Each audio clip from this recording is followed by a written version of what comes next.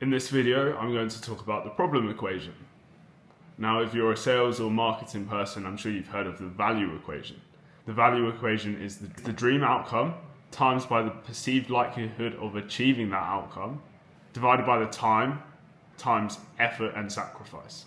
That equals value. I really like the value equation. I think it's a strong way of looking at if your offer is situated well in the market and how likely you are to achieve success from selling this offer. Now, the problem equation is an idea that I've been playing around with a few of my clients that talks to how to hit home with messaging when it comes to sales and marketing. So the problem equation for me is the surface level problems.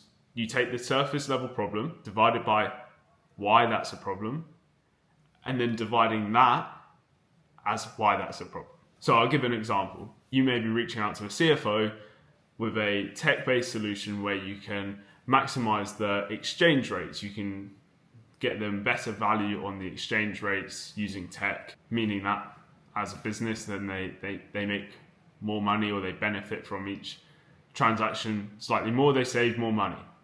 Whichever way it is. The saving the money, the making a bit more money, is the initial problem that we're talking about in the equation. But then when reaching out to the CFO, that problem, although yes, it relates to the business, it isn't a problem for the CFO directly.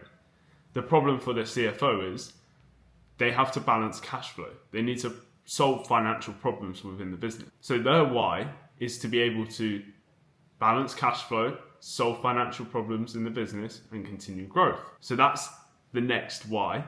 But then you need to go a level deeper and asking, why would they care about that? And that leads to the actual problem. So why do they care about that? Well, it's so they can feel comfortable in their job. It's so when they go to board meetings, they can have answers to problems. So they can come across as knowledgeable as they are. They can come across as forward-thinking as they are. They can get that next pay rise. They can justify the bonus at Christmas because they feel like they've done X, Y, and Z. And that is the true problem that they're facing. They may not feel like they're justifying their bonus at Christmas. They may not feel like they have all the answers when going into board meetings. And you can go a level deeper than that, but I think that then becomes very business to consumer selling and marketing, where then you're talking about home situations, buying the next home, buying the next car. I think you can go the level deeper, but I don't think that's relevant in B2B. The simplified way of thinking about it is when you're telling a kid something and the kid goes, but why? Why is that? Okay, why?